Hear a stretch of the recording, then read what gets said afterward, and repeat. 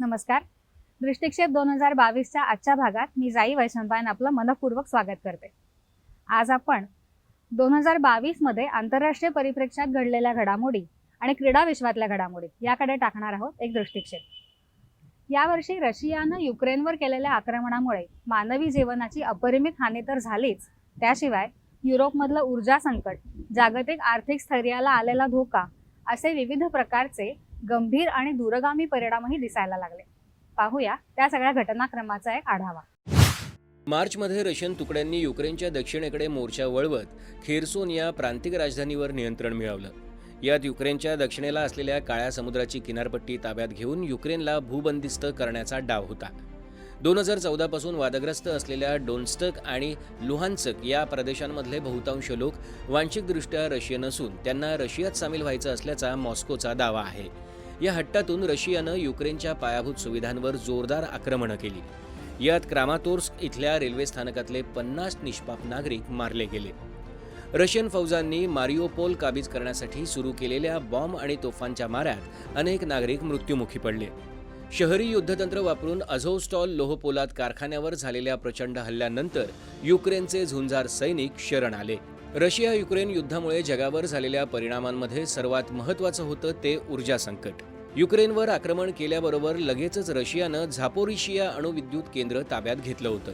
नोव्हेंबरमध्ये मात्र युक्रेननं त्यावर तोफगोळ्यांचा मारा सुरू केल्याचा आरोप रशियानं केला. खरं तर इथं सततच मारा होतो आणि दोन्ही देश त्याबद्दल एकमेकांवर आरोप करतात.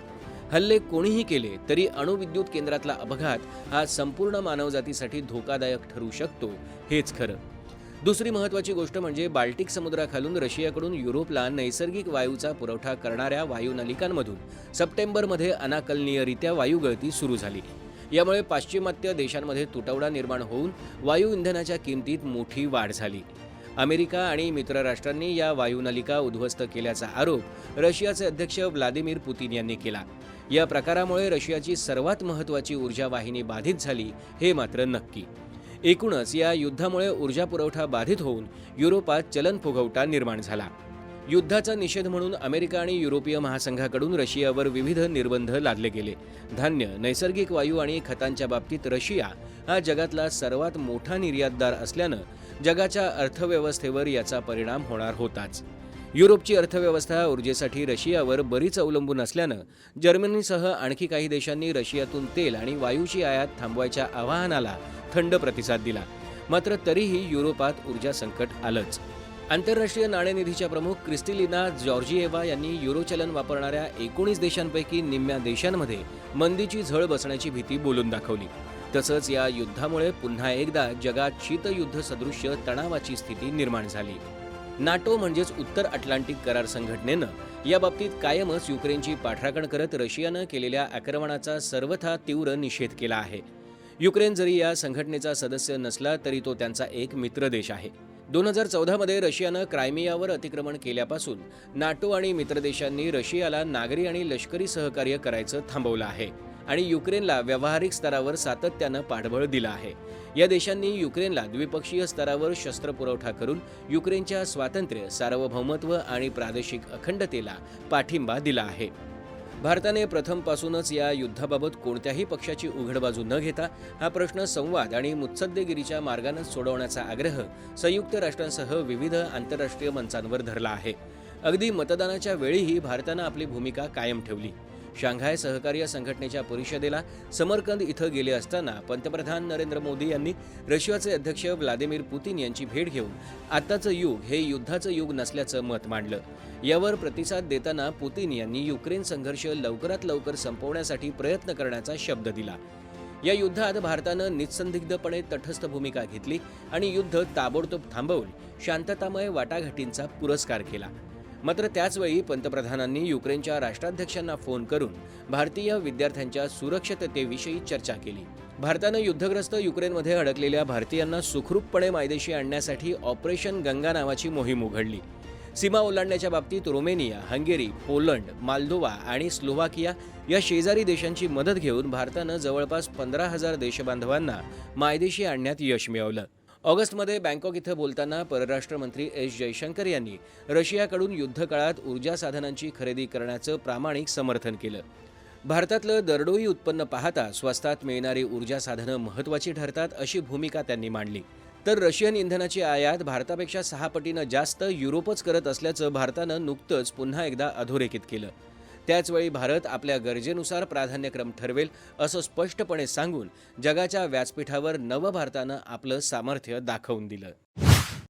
सध्याचं युग हे युद्धाचं युग नाही हे रशियाला सांगणाऱ्या भारताचा हाच ठामपणा आणि हीच स्पष्ट दूरदृष्टी दिसून येते भारताच्या बहुपक्षीय आणि द्विपक्षीय संबंधांमधून.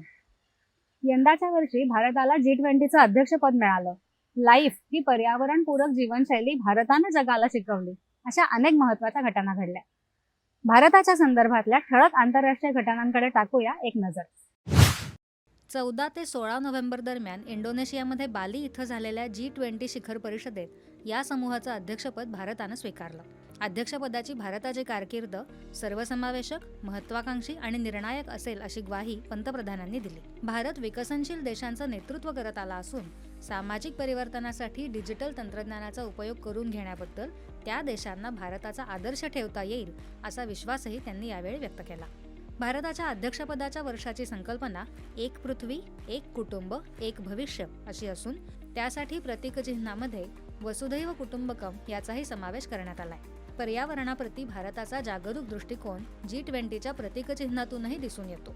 G20 अध्यक्षपदाच्या कार्यकाळात दिल्लीसह सुमारे 50 शहरांमध्ये G20च्या जवळपास 200 बैठका होणार आहेत. अध्यक्षपद घेतल्यावर भारतानं लगेचच उदयपूरमध्ये G20च्या शेर्पांची बैठक भरवली. मुंबई आणि बेंगळुरूमध्येही नुकत्याच अशा बैठका झाल्या. भारताची समृद्धी आणि सांस्कृतिक संपन्नता जगासमोर मांडण्यासाठी या माध्यमातून मोठं व्यासपीठ मिळणार आहे.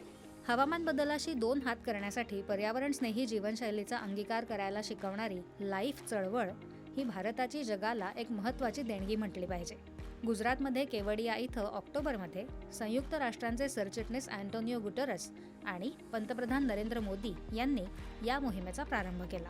हवामान बदलाच्या संकटाला तोंड देण्यासाठी व्यक्तिगत पातळीवर जीवनशैलीत करण्याच्या बदलांवर या मोहिमेचा भर आहे. हवामान बदलाविषयी विचारविनिमय करण्यासाठी इजिप्तमध्ये शर्म अल शेख इथं नोव्हेंबरमध्ये COP27 ही महत्त्वाची परिषद संपन्न झाली. हवामान बदलाच्या परिणामांना सामोरं जाण्यासाठी विकसनशील देशांना आर्थिक सहाय्याची गरज आहे. यासाठी एक निधी उभारण्यावर इजिप्तमधल्या COP27 बैठकीत अखेर एकमत झालं, हे याचं महत्त्वाचं यश. मात्र यासाठी पैसे उभारण्याविषयी अजूनही करार व्हायचा आहे. याच परिषदेच्या वेळी भारतानं खास 18 ते 23 वर्षांच्या तरुणांसाठी इन आवर लाईफटाईम या नावाची मोहीम सुरू केली. संतुलित जीवनशैलीचा संदेश जगापर्यंत पोहोचवणारे वाहक म्हणून तरुणाईला जोडून घेण्याच्या उद्देशानं ही मोहीम आखण्यात आली. मानवतेला काळीमा फासणाऱ्या दहशतवादाचा बिमोड करण्यासाठी कार्यरत CTC म्हणजे संयुक्त राष्ट्रांची दहशतवाद विरोधी समिती यावर्षी महत्त्वपूर्ण निर्णयापर्यंत पोहोचली. भारताच्या अध्यक्षतेखाली ऑक्टोबरमध्ये झालेल्या बैठकीत दिल्ली जाहीरनाम्याचा स्वीकार करण्यात आला. ड्रोन्स, समाजमाध्यमं आणि सामूहिक निधी संकलन पद्धती अशा नवनवीन तंत्रज्ञानांच्या गैरवापराला आळा घालणं तसंच मार्गदर्शक सूचना आखणं हा दिल्ली जाहीरनाम्याचा उद्देश आहे.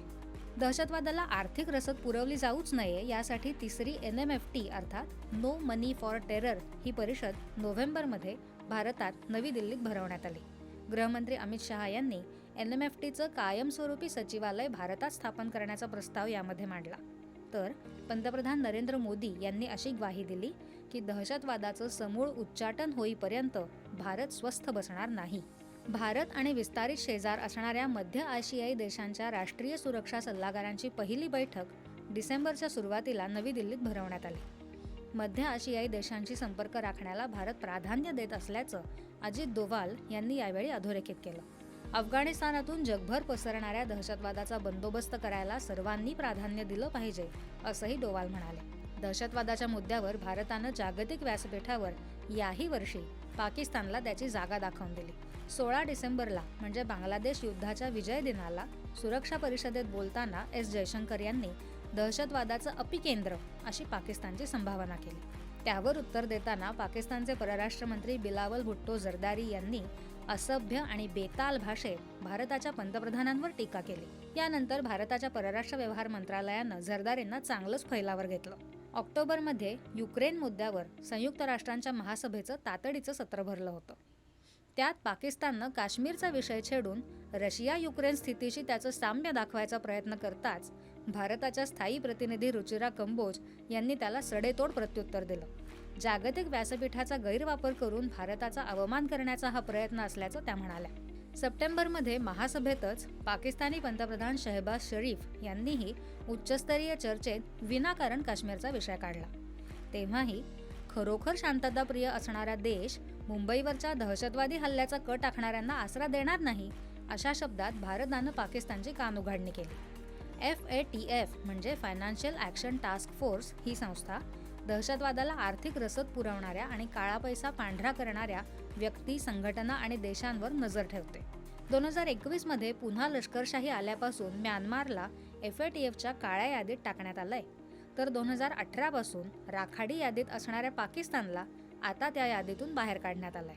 आंतरराष्ट्रीय मंचांवर दहशतवाद्यांची पाठराखण करताना पाकिस्तानला चीनचा पाठिंबा असतो हे गुपित आता जगजाहीर झालंय. जैश-ए मोहम्मदचा अब्दुल रौफ अझहर आणि लष्कर-ए-तैयबाचा शाहिद महमूद या दोघांना जागतिक दहशतवादी म्हणून सुरक्षा परिषदेकडून घोषित करून घेऊन त्यांच्यावर काही निर्बंध लावावेत, यासाठी भारत आणि अमेरिका सातत्यानं प्रयत्न करतात आणि चीन नेहमीप्रमाणेच त्यात खोडा घालतो. यापूर्वी हा प्रकार चीननं मसूद अझहरसाठीही केला होता. सुरक्षा परिषदेची मान्यता मिळाल्यास तिच्या अल कायदा सँक्शन्स कमिटी अंतर्गत दहशतवाद्यांवर आर्थिक, प्रवासविषयक आणि शस्त्रविषयक निर्बंध घातले जातात. मात्र याबाबत चीन अनेकदा नकाराधिकाराचा वापर करताना दिसतो. सुरक्षाविषयक चर्चेसाठी एकत्र आलेल्या जपान, भारत, ऑस्ट्रेलिया आणि अमेरिका या 4 देशांची म्हणजे क्वाडची दुसरी प्रत्यक्ष शिखर परिषद 24 मेला जपानमध्ये टोकियो इथं भरली होती. हिंद प्रशांत क्षेत्रातल्या घडामोडी आणि युरोपातल्या संघर्षाबाबत या देशांनी चर्चा केली. यावेळी भारताची भूमिका मांडताना हिंसा थांबवून संवाद आणि वाटाघाटींकडे परतण्याची गरज पंतप्रधान नरेंद्र मोदी यांनी व्यक्त केली. क्वाडमधल्या सध्याच्या सहकार्याबद्दल आणि भविष्याबद्दलही या परिषदेत चर्चा झाली. आघाडीच्या औद्योगिक राष्ट्रांची G7 परिषद जूनमध्ये जर्मनीत भरली होती. जर्मनीच्या निमंत्रणावरून या परिषदेत सहभागी झालेल्या भारताच्या पंतप्रधानांनी 2 सत्रांमध्ये विचार मांडले. ऊर्जा श्रीमंतांच्याच आवाक्यात न राहता गरिबांनाही मिळाली पाहिजे यावर भर देत स्वच्छ हरित ऊर्जेच्या क्षेत्रात भारत झपाट्याने आगेकूच करत असून विकसित देशांनी यामध्ये गुंतवणूक केली पाहिजे, असंही ते म्हणाले. सप्टेंबरच्या मध्यावर उझबेकिस्तानमध्ये भरलेल्या शांघाय सहकार्य संघटनेच्या बैठकीत पंतप्रधान नरेंद्र मोदी सहभागी झाले होते. या संघटनेची पहिली पर्यटन आणि सांस्कृतिक राजधानी म्हणून वाराणसीची निवड करण्यात आली. पंतप्रधानांनी SCO मधल्या व्याख्यानात अन्न सुरक्षेसाठी भरड धान्यांचं महत्त्व, विश्वासार्ह आणि लवचिक पुरवठा साखळ्या, पारंपरिक औषध पद्धती अशा विविध मुद्द्यांचा परामर्श घेतला. मे महिन्याच्या पहिल्या आठवड्यात पंतप्रधान नरेंद्र मोदी यांनी जर्मनी, डेन्मार्क आणि फ्रान्स या 3 देशांचा दौरा करून तिथल्या राष्ट्रप्रमुखांशी द्विपक्षीय चर्चा केल्या. त्यांनी डेन्मार्कमध्ये दुसऱ्या भारत नॉर्डिक परिषदेत भाग घेतला आणि त्यानिमित्तानं तिथे आलेल्या पंतप्रधानांच्याही भेटी घेतल्या. या सर्व बैठकांमधला सामायिक मुद्दा म्हणजे हरित आणि स्वच्छ ऊर्जेच्या पर्यायांविषयी चर्चा. G7 परिषदेतून परतताना पंतप्रधानांनी संयुक्त अरब अमिरातीला आवर्जून भेट दिली. माजी राष्ट्राध्यक्ष आणि अबुधाबीचे राजे शेख खलिफा बिन झायद अल नह्यान यांना श्रद्धांजली वाहण्यासाठी हा दौरा आखण्यात आला होता. यावेळी पंतप्रधानांनी नवे राष्ट्राध्यक्ष शेख मोहम्मद बिन झायद अल नह्यान यांचीही भेट घेतली. यावेळी उभय नेत्यांनी याच वर्षी फेब्रुवारीत झालेल्या CEPA म्हणजेच सर्वंकष आर्थिक भागीदारी कराराचा आढावा घेतला. मे महिन्यात बुद्ध पौर्णिमेनिमित्त पंतप्रधानांनी नेपाळमध्ये लुंबिनीला दिलेली भेट म्हणजे द्विपक्षीय संबंधात भारत आवर्जून सांस्कृतिक पैलूंनाही महत्त्व देत असल्याचं द्योतक आहे. लुंबिनीमध्ये भारताच्या सहकार्यानं बौद्ध संस्कृती आणि वारसा जपण्यासाठी उभारण्यात येणाऱ्या आंतरराष्ट्रीय केंद्राचा शिलान्यास पंतप्रधानांनी यावेळी केला.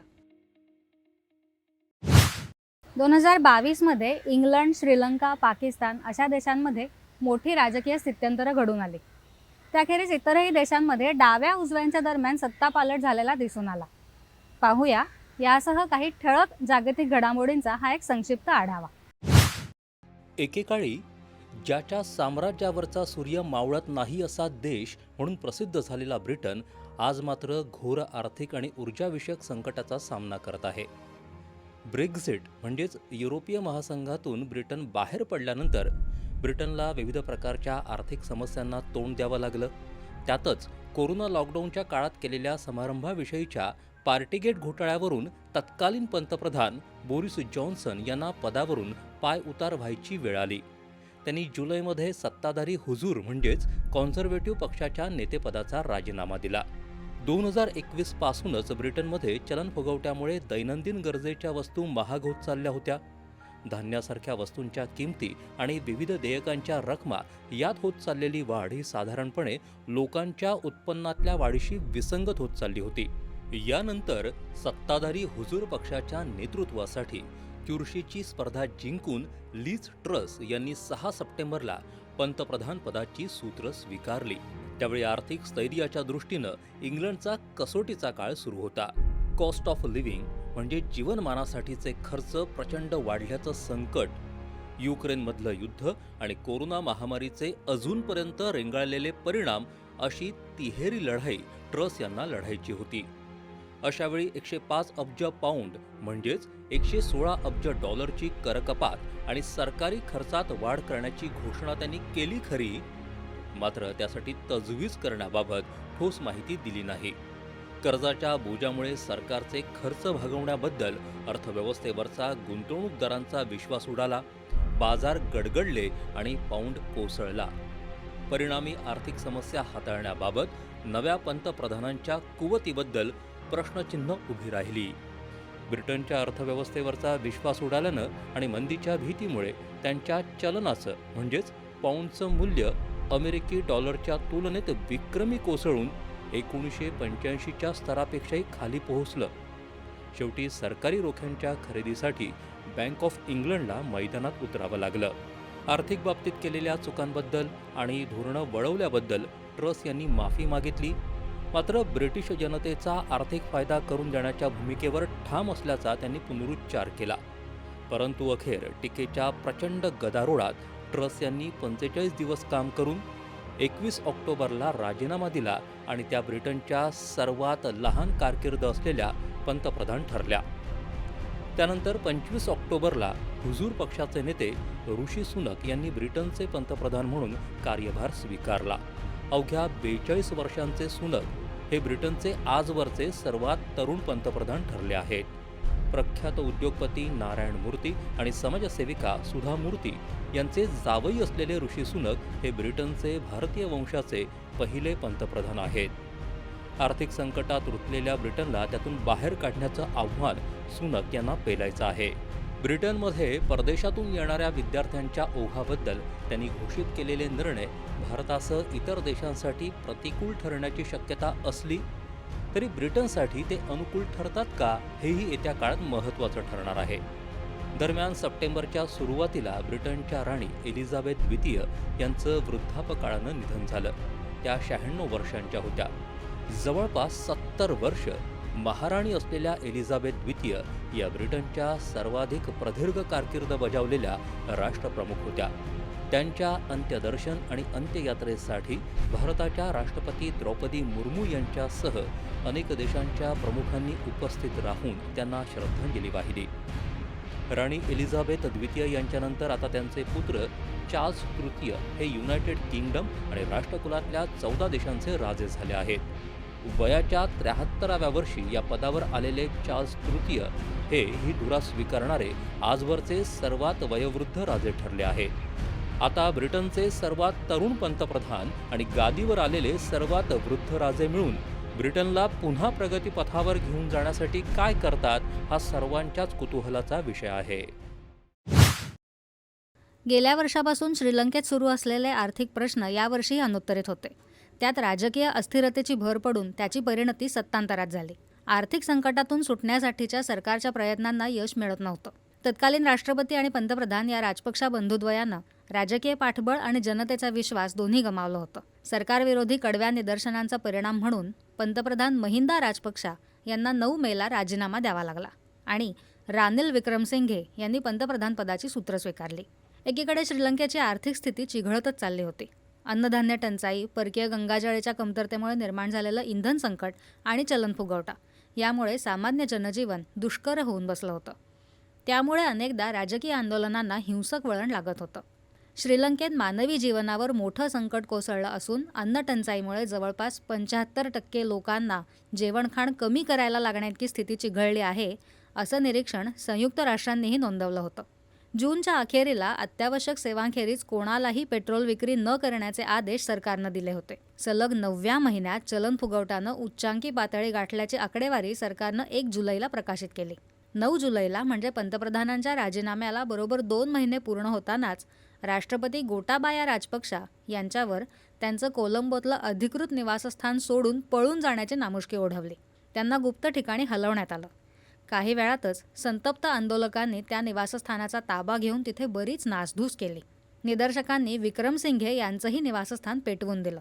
13 जुलैला श्रीलंकेचे राष्ट्रपती पत्नीसह पलायन करून मालदीव आणि नंतर सिंगापूरला गेले आणि तिथूनच त्यांनी पदाचा राजीनामा दिला. कार्यरत असताना राजीनामा देणारे ते श्रीलंकेचे पहिले राष्ट्रपती ठरले.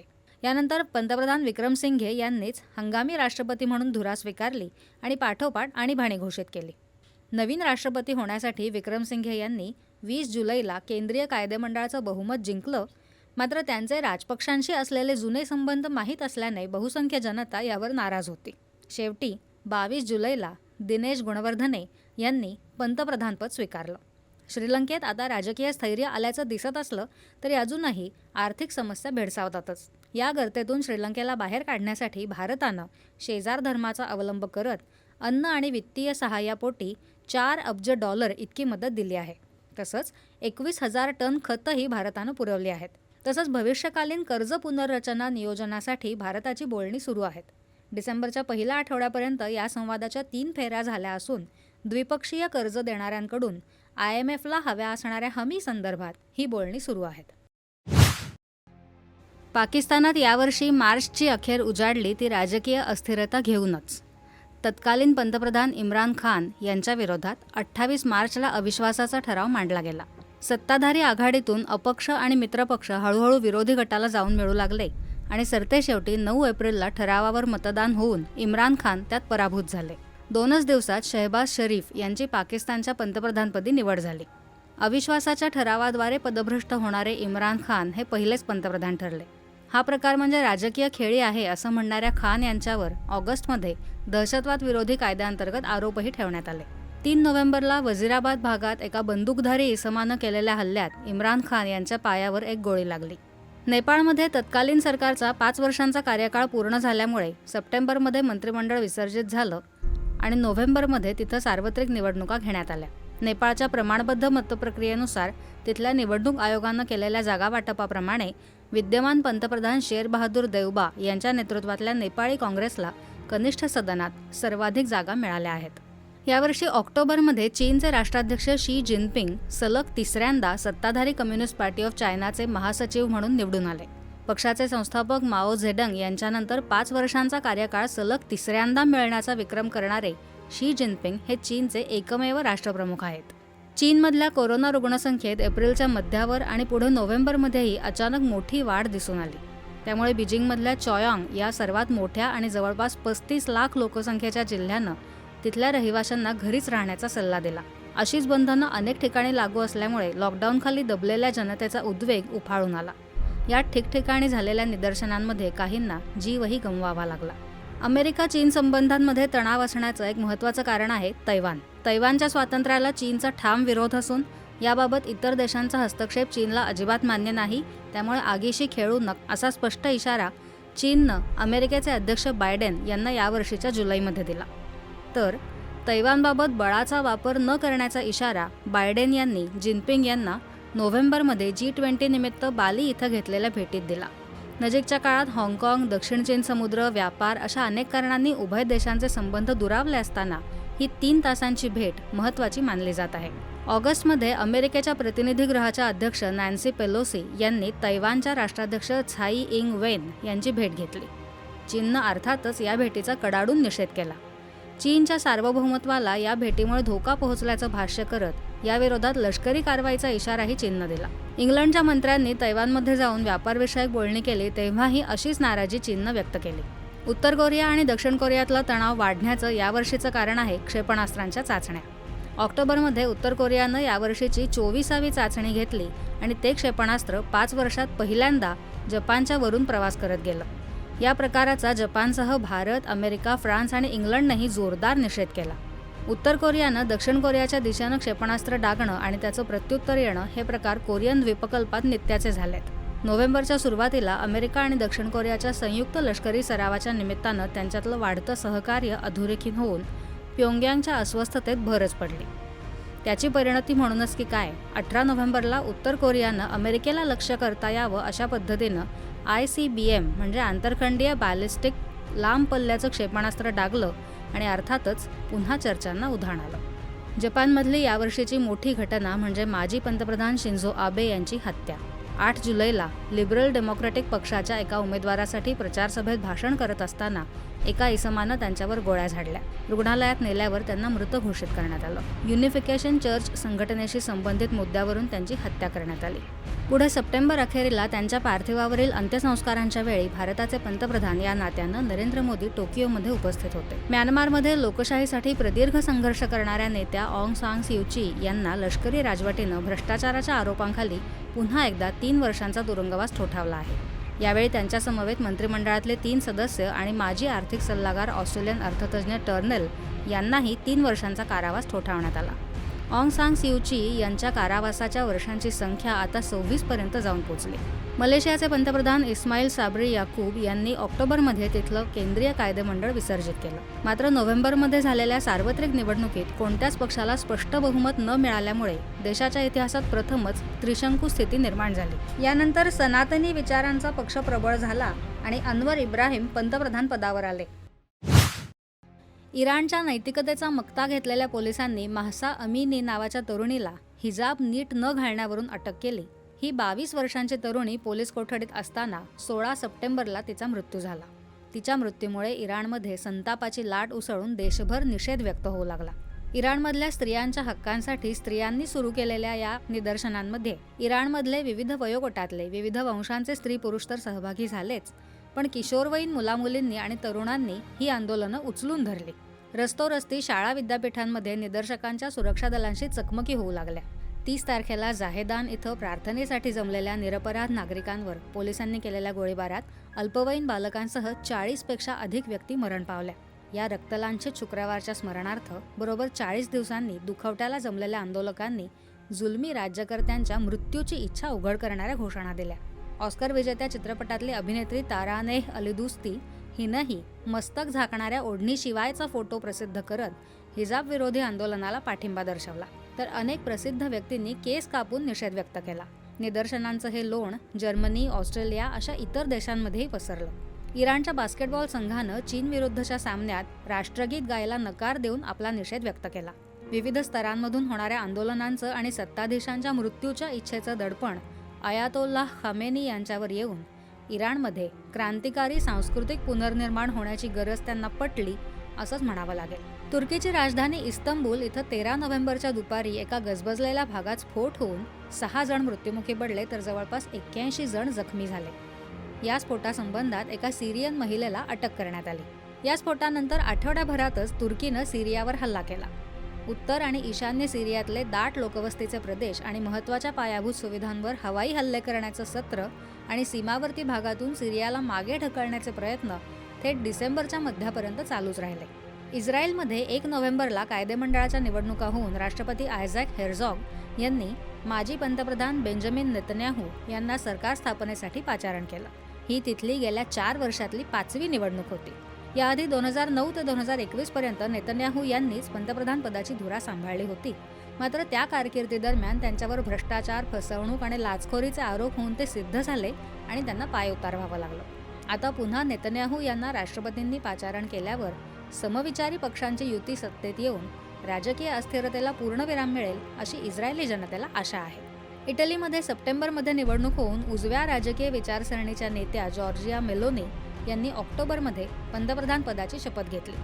त्या इटलीच्या पहिल्या महिला पंतप्रधान ठरल्या. स्वीडनमध्येही सप्टेंबर महिन्यात सार्वत्रिक निवडणूक झाली आणि सत्ताधारी पक्षांना हरवून उजव्या विचारसरणीच्या पक्षांची युती सत्तेत आली. तर दक्षिण अमेरिकेत ब्राझीलमध्ये पुन्हा डाव्या विचारसरणीचं पारडं जड झालेलं दिसतं. ऑक्टोबरमध्ये झालेल्या निवडणुकीत लुला दा सिल्व्हा यांनी बोल्सोनारो यांचा पराभव करून पुन्हा एकदा राष्ट्रपतीपद पटकावलं.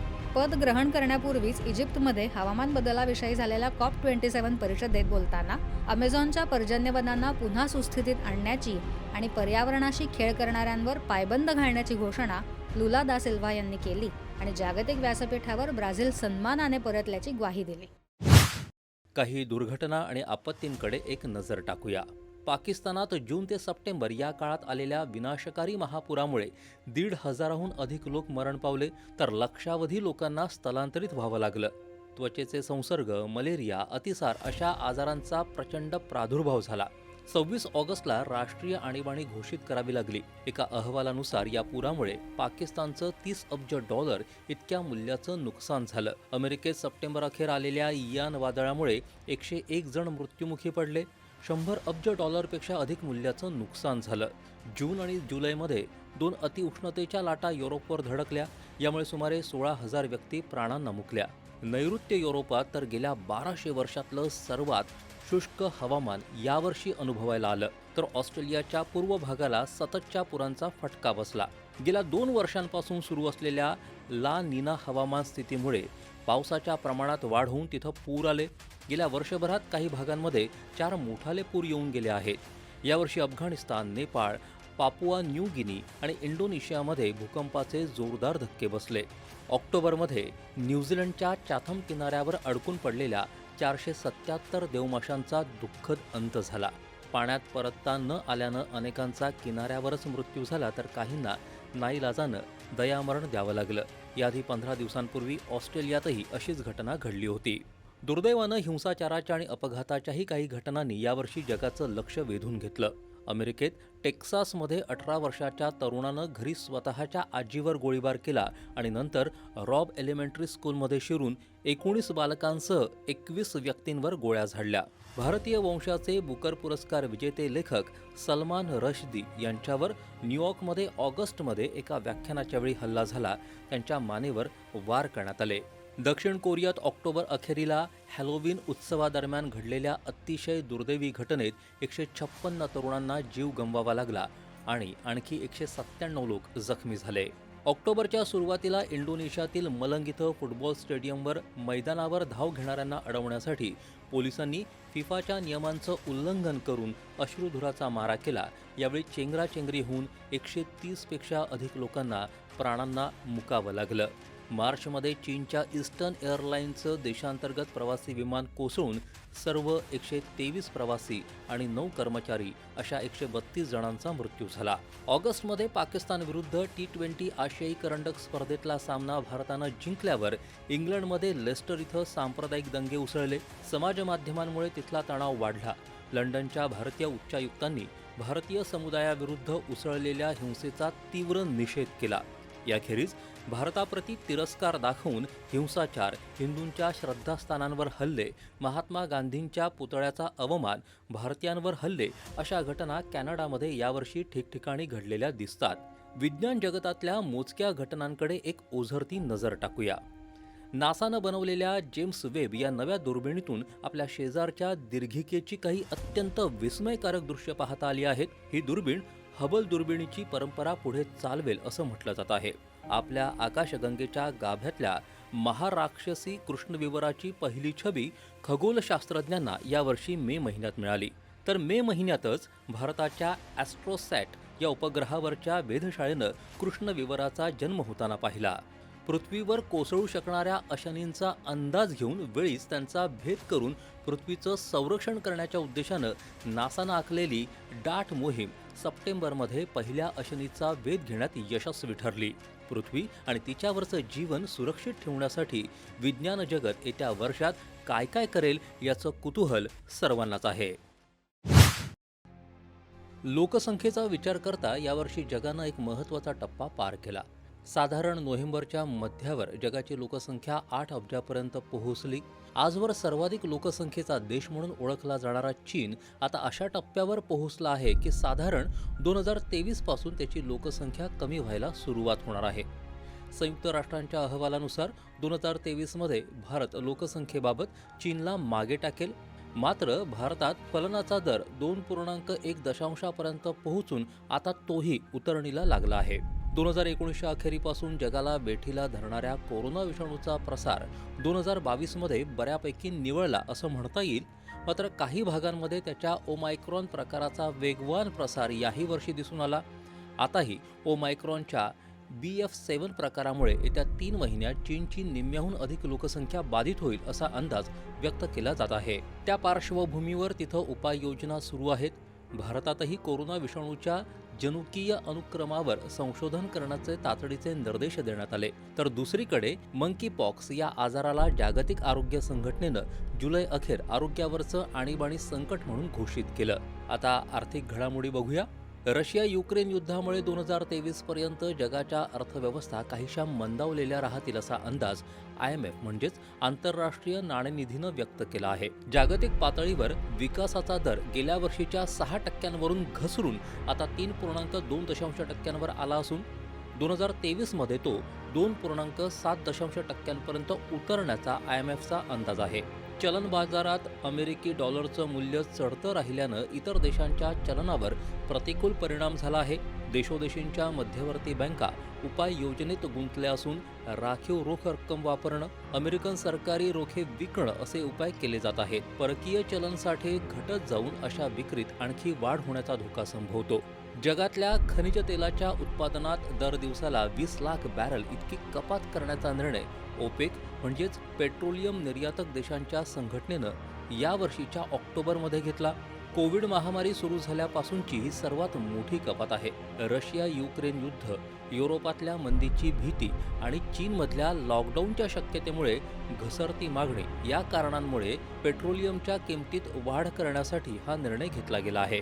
विविध कारणांनी जागतिक अर्थव्यवस्थांची गती मंदावली असताना सॉफ्टवेअर आणि तंत्रज्ञान क्षेत्रातल्या बहुराष्ट्रीय कंपन्या खर्चावर नियंत्रण मिळवण्यासाठी सध्या कामगार कपात करण्याच्या विचारात आहेत.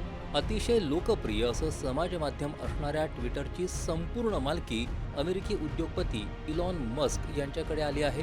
एप्रिलमध्ये ते ट्विटरचे सर्वात मोठे भागधारक बनले आणि ऑक्टोबरमध्ये ट्विटरची पूर्ण मालकी मस्क यांच्याकडे आली. आता आपण एक नजर टाकूया या वर्षीच्या क्रीडा विश्वातल्या घडामोडींवर. हे वर्ष सुद्धा क्रीडाप्रेमींसाठी एक पर्वणी ठरली. म्हणजे क्रिकेटमधल्या संमिश्र कामगिरीचा अपवाद वगळला तर राष्ट्रकुल क्रीडा स्पर्धांसह इतर अनेक स्पर्धांमध्ये भारताची आश्वासक कामगिरी क्रीडाप्रेमींसाठी नक्की सुखावह ठरली.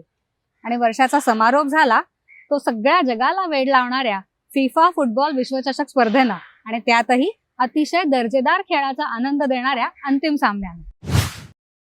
कोरोना महामारीच्या निर्बंधांमधून जवळपास पूर्णपणे मुक्त झाल्यानंतर यंदा सलग दुसऱ्या वर्षी क्रीडाप्रेमींना मोठी पर्वणी देणारं हे वर्ष राहिलं. ऑलिम्पिक स्पर्धांखालोखाल राष्ट्रकुल समूहातल्या देशांसाठी महत्त्वाच्या असलेल्या राष्ट्रकुल क्रीडा स्पर्धांचं यंदा UKच्या बर्मिंगहॅम इथं आयोजन करण्यात आलं. ऑस्ट्रेलियानं दिमाखदार कामगिरी करत 67 सुवर्णपदकांसह एकूण 178 पदकं जिंकत पदतालिकेत अव्वल स्थान पटकावलं, तर 57 सुवर्णपदकं पटकावणारा यजमान इंग्लंड दुसऱ्या स्थानावर राहिला. भारतानं देखील ऑलिम्पिक क्रीडा स्पर्धांप्रमाणेच या स्पर्धांमध्ये चमकदार कामगिरी करत 22 सुवर्णपदकांसह 61 पदकांची कमाई केली. या स्पर्धेत अचंता शरथ कमल या भारताच्या सर्वात अनुभवी टेबल टेनिसपटूनं 3 सुवर्णपदकं पटकावण्याची कामगिरी केली. त्याचबरोबर भारोत्तोलन, कुस्ती, मुष्टियुद्ध, बॅडमिंटन, हॉकी या खेळांबरोबरच नव्यानं समाविष्ट झालेल्या लॉन बाउल्स आणि महिलांच्या क्रिकेटमध्ये भारतानं चमकदार कामगिरीचं दर्शन घडवलं. बॅडमिंटनमध्ये महिला आणि पुरुष एकेरी या दोन्ही स्पर्धांची सुवर्णपदकं पहिल्यांदाच जिंकण्याचा पराक्रम भारतानं केला. PV सिंधूनं महिला एकेरीचं तर लक्ष्य सेननं पुरुष एकेरीचं सुवर्णपदक जिंकण्याची कामगिरी केली. सात्विक साईराज आणि चिराग शेट्टी या जोडीनं देखील पहिल्यांदाच भारताला पुरुष दुहेरी स्पर्धेचं सुवर्णपदक मिळवून दिलं. या स्पर्धेत पॅरा क्रीडापटूंनी देखील आत्तापर्यंतच्या सर्वोत्तम कामगिरीचं दर्शन घडवलं. पॅरालिम्पिक टेबल टेनिसमध्ये महिला एकेरीचं रौप्य पदक जिंकणाऱ्या भाविना पटेलनं राष्ट्रकुल क्रीडा स्पर्धांमध्ये आपली कामगिरी उंचावत सुवर्णपदक पटकावलं. पंतप्रधानांनी राष्ट्रकुल स्पर्धेत चमकदार कामगिरी करणाऱ्या क्रीडापटूंच्या पाठीवर शाबासकीची थाप दिली. यंदाच्या फिफा विश्वचषक फुटबॉल स्पर्धेत पाहायला मिळाली नवोदित मानल्या जाणाऱ्या संघांची आश्चर्यकारक कामगिरी आणि दिग्गज संघांच्या वर्चस्वाला बसलेले हादरे. Germany, Spain, Argentina, Brazil, France या संघांना साखळी फेरीत नवोदित संघांकडून चकित व्हावं लागलं, तर जर्मनीसारख्या संघाला बाद फेरी देखील गाठता आली नाही. मात्र या स्पर्धेत लिओनेल मेस्सीची कामगिरी उत्तम ठरली, तर काही संघांच्या गोलकीपरनं उत्तम गोलरक्षणाचं दर्शन घडवलं. लिओनेल मेस्सीनं खऱ्या अर्थानं त्याच्या लौकिकाला साजेसा खेळ या स्पर्धेत दाखवला आणि आपल्या संघाला संस्मरणीय विजेतेपदापर्यंत पोहोचवलं. अर्थात वर्षाच्या सुरुवातीला झालेल्या कोपा अमेरिका या प्रतिष्ठेच्या स्पर्धेचं विजेतेपद आपल्या देशाला जिंकून देत या वर्षाची सुरुवात धडाकेबाज केली होती. त्याच कामगिरीची पुनरावृत्ती करत, किंबहुना त्यापेक्षाही सरस कामगिरी करत मेस्सीनं वर्षाचा शेवटही गोड केला. अर्जेंटिनानं या विजेतेपदाच्या वाटचालीत खराब सुरुवातीनंतर सावरत आपल्या सर्वोत्तम खेळाचं दर्शन घडवलं. अंतिम फेरीत फ्रान्सला पराभूत करताना अतिशय उच्च दर्जाच्या फुटबॉल कौशल्याचं दर्शन घडवलं, पण फ्रान्सनं विशेषतः त्यांच्या एम्बाप्पे या खेळाडूनं दाखवलेल्या झुंजार वृत्तीनं विश्वचषक फुटबॉल स्पर्धेचा अंतिम फेरीचा सामना गेल्या कित्येक दशकातला सर्वात जास्त उत्कंठावर्धक सामना ठरला. सातत्यानं सामन्याचं वरखाली होणारं पारडं आणि पेनल्टी किकवर अर्जेंटिनानं मिळवलेलं विश्वविजेतेपद हे सारं काही फुटबॉलपटूंसाठीच नव्हे, तर सर्वच क्रीडाप्रेमींसाठी खेळाचा परमोच्च आनंद देणारं ठरलं. या स्पर्धेच्या उपांत्य फेरीत पोहोचणारा पहिला आफ्रिकी अरब देश बनलेल्या मोरोक्कोनंही आपल्या कामगिरीनं सर्वांचंच लक्ष वेधून घेतलं. मोरोक्कोचा गोलकीपर यासिन बोनो याचा देखील या वाटचालीत मोलाचा वाटा होता. आंतरराष्ट्रीय बॅडमिंटन स्पर्धांमधली विश्वचषक स्पर्धा समजल्या जाणाऱ्या थॉमस चषक या पुरुषांच्या बॅडमिंटन स्पर्धेचं विजेतेपद पहिल्यांदाच पटकावण्याची कामगिरी भारतीय संघानं करून दाखवली. लक्ष्य सेन, किदांबी श्रीकांत आणि सात्विक साईराज आणि चिराग शेट्टी यांची जोडी असलेल्या भारतीय संघानं इंडोनेशियाच्या बलाढ्य संघाला 3-0 असं नमवलं आणि या स्पर्धेच्या इतिहासात पहिल्या भारतीय विजयाची नोंद केली. पंतप्रधानांनी थॉमस चषकातील विजयी भारतीय संघाचं कौतुक केलं. ऑल इंग्लंड खुल्या बॅडमिंटन स्पर्धेत भारताच्या लक्ष्य सेननं अंतिम फेरीत धडक मारली होती. मात्र डेन्मार्कच्या व्हिक्टर एक्सेल्सनकडून पराभूत झाल्यानं त्याला उपविजेतेपदावर समाधान मानावं लागलं. जपानमध्ये झालेल्या जागतिक अजिंक्यपद बॅडमिंटन स्पर्धेत डेन्मार्कच्या व्हिक्टर एक्सेल्सननं पुरुष एकेरीचं, तर जपानच्या अकाने यामुगुचीनं महिला एकेरीचं विजेतेपद पटकावलं. भारताच्या सात्विक साईराज आणि चिराग शेट्टी या जोडीनं या स्पर्धेत कांस्यपदक पटकावण्याची कामगिरी केली. फिलिपिन्समध्ये झालेल्या आशियाई बॅडमिंटन अजिंक्यपद स्पर्धेत महिलांच्या गटात भारताच्या पी.व्ही. सिंधूनं कांस्यपदक पटकावलं. इंडोनेशियात जकार्ता इथं झालेल्या पुरुषांच्या आशियाई चषक हॉकी स्पर्धेत गतविजेत्या भारताला 3ऱ्या क्रमांकावर समाधान मानावं लागलं. दक्षिण कोरियानं मलेशियाचा पराभव करून स्पर्धेचं विजेतेपद पटकावलं. देशात चेन्नई इथं यंदा प्रतिष्ठेच्या 44व्या बुद्धिबळ ऑलिम्पियाडचं पहिल्यांदाच आयोजन करण्यात आलं. या स्पर्धेसाठी ऑलिम्पिकप्रमाणेच मशाल रिलेचं आयोजन करण्यात आलं. नवी दिल्लीत ही मशाल फेडेचे अध्यक्ष अर्कादी वोरकोविच यांनी पंतप्रधान नरेंद्र मोदी यांच्याकडे सुपूर्द केली. त्यानंतर पंतप्रधानांनी ही मशाल देशाचा माजी विश्वविजेता बुद्धिबळपटू विश्वनाथन आनंदकडे सोपवली. या मशालीने 40 दिवसात 75 राज्यांचा प्रवास केल्यावर ती चेन्नईमध्ये स्पर्धेच्या ठिकाणी दाखल झाली. या स्पर्धेत सांघिक प्रकारात उझबेकिस्ताननं सुवर्ण आणि अर्मेनियानं रौप्य पदक पटकावलं, तर गुकेश या 16 वर्षाच्या बुद्धिबळपटूच्या उल्लेखनीय कामगिरीच्या जोरावर भारताच्या इंडिया 2 संघानं कांस्य पदक पटकावलं. भारताचा पहिला संघ 4थ्या स्थानावर राहिला. महिलांच्या गटातही कोनेरी हुंपी, हरिका द्रोणावल्ली यांच्या पहिल्या संघानं कांस्य पदक पटकावलं. या स्पर्धेत पुरुष आणि महिलांच्या स्पर्धेत मिळून सर्वोत्तम कामगिरीसाठी देण्यात येणाऱ्या ट्रॉफीचे देखील भारताचे संघ मानकरी ठरले. जॉर्डनमध्ये अम्मान इथं झालेल्या आशियाई युवा आणि कनिष्ठ मुष्टियुद्ध अजिंक्यपद स्पर्धेत भारताच्या महिला मुष्टियोद्ध्यांनी 5 सुवर्ण, 2 रौप्य आणि 5 कांस्य पदकं पटकावली, तर पुरुष मुष्टियोद्ध्यांनी 2 सुवर्ण, 1 रौप्य आणि 3 कांस्य पदकं पटकावून उत्तम कामगिरी केली. बल्गेरियात झालेल्या कनिष्ठ गटाच्या जागतिक कुस्ती स्पर्धेत भारतीय पुरुष आणि महिला कुस्तीपटूंनी 1 सुवर्ण, 4 रौप्य आणि 11 कांस्य पदकांसह 16 पदकं जिंकून या स्पर्धेत आपला ठसा उमटवला. इटलीमध्ये रोम इथं झालेल्या जागतिक कॅडेट कुस्ती स्पर्धेत पुरुषांच्या आणि महिलांच्या स्पर्धांमध्ये मिळून 7 सुवर्ण, 1 रौप्य आणि 6 कांस्य पदकं पटकावत अव्वल क्रमांक मिळवला.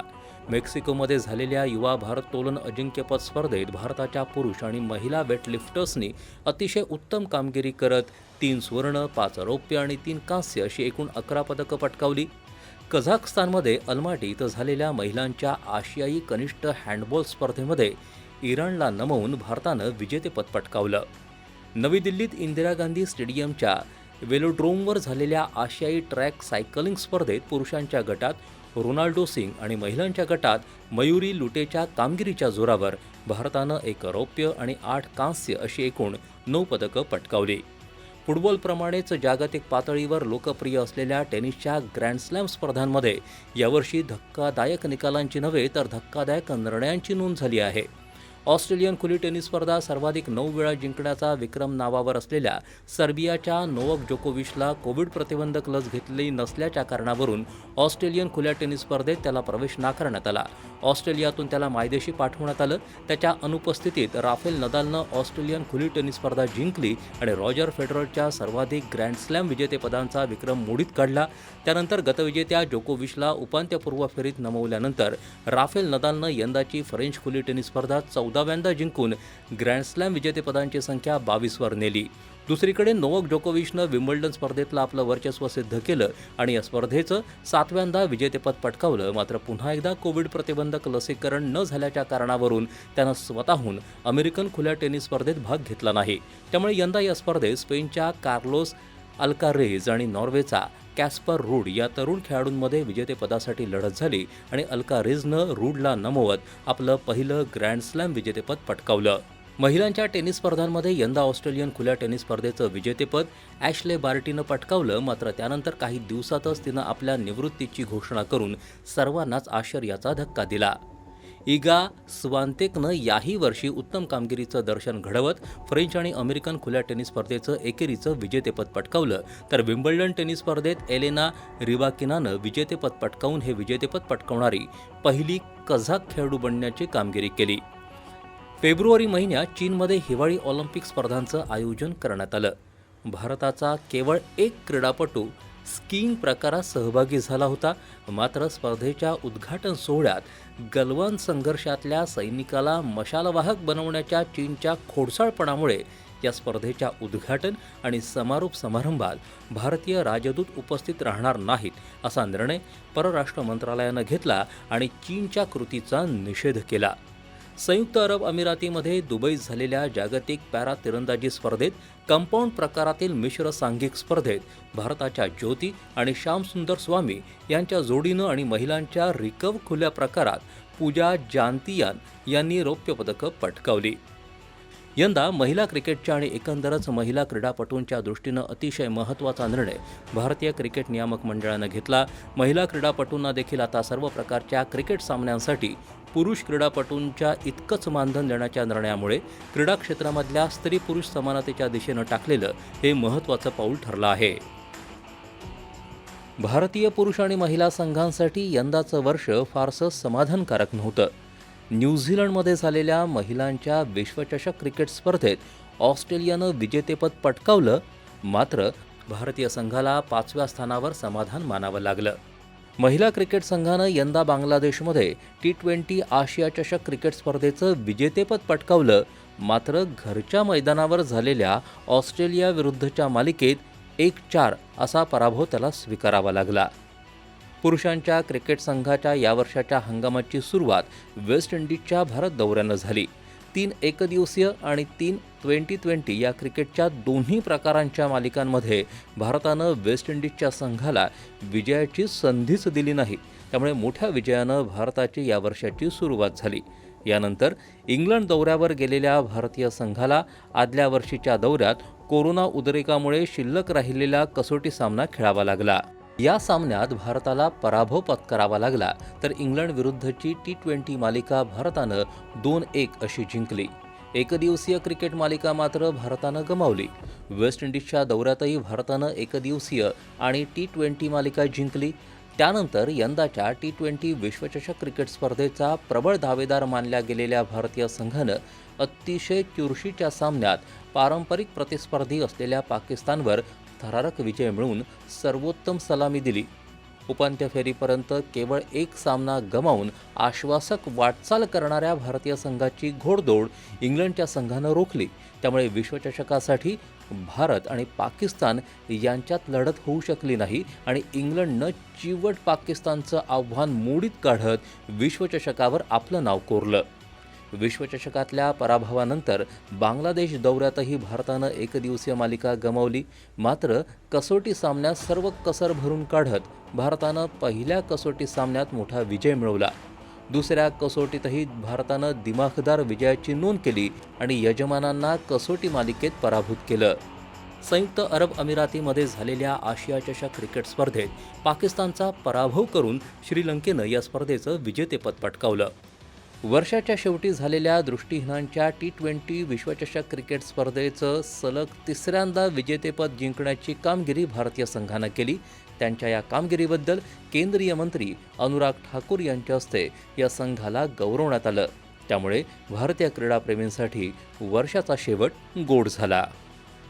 क्रीडा क्षेत्रात विशेष उल्लेखनीय कामगिरी करणाऱ्या खेळाडूंना नवी दिल्लीत राष्ट्रपती द्रौपदी मुर्मू यांच्या हस्ते राष्ट्रीय क्रीडा पुरस्कार देऊन गौरवण्यात आलं. टेबल टेनिसपटू अचंता शरथ कमल याला अत्यंत प्रतिष्ठेचा मेजर ध्यानचंद खेलरत्न पुरस्कार प्रदान करण्यात आला. त्याचप्रमाणे ॲथलेटपटू अश्विनी चिदानंदा शेट्टी, हॉकीपटू धर्मवीर सिंग, कबड्डीपटू BC सुरेश, दिव्यांग पॅरा ॲथलेटिक्स नीर बहादूर गुरुंग या खेळाडूंनाही मेजर ध्यानचंद जीवनगौरव पुरस्कारानं सन्मानित करण्यात आलं. एकूण 25 खेळाडूंना अर्जुन पुरस्कार देऊन सन्मानित करण्यात आलं. त्यामध्ये ॲथलेटिक्स खेळाडू सीमा पुनिया, एल्डोस पॉल आणि अविनाश साबळे यांचा समावेश आहे. बॅडमिंटनमध्ये लक्ष्य सेन आणि HS प्रणॉय यांना, मुष्टियुद्ध खेळाडू म्हणून अमित आणि निखत झरीन यांना, बुद्धिबळामध्ये भक्ती कुलकर्णी आणि R प्रज्ञानानंद यांना, जुडोमध्ये सुशीला देवीला तर कबड्डीमध्ये साक्षी कुमारीला अर्जुन पुरस्कारानं गौरवण्यात आलं. तिरंदाजीचे प्रशिक्षक जीवनजोत सिंग तेजा, मुष्टियुद्ध प्रशिक्षक मोहम्मद अली कमर, पॅरानेमबाजी प्रशिक्षक सुमा शिरूर आणि कुस्ती प्रशिक्षक सुनीत मान यांना द्रोणाचार्य पुरस्कार देऊन सन्मानित करण्यात आलं. दृष्टिक्षेप 2022च्या आजच्या भागात इथेच थांबूया. पुन्हा भेटूया राज्य घडामोडी आणि इतर प्रमुख घटनांचा आढावा घेण्यासाठी उद्या रात्री 9 वाजता दृष्टिक्षेप 2022च्या शेवटच्या भागात. तोपर्यंत नमस्कार.